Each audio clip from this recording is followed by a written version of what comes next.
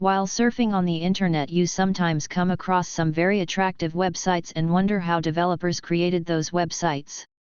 All modern browsers allow you to see source code of websites. Just right-click an HTML page and select View Page Source or similar option from the context menu.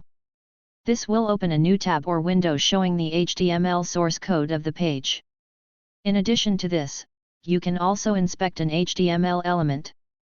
Right-click on an element, and choose Inspect or similar option from the context menu to see both HTML and CSS code of that element.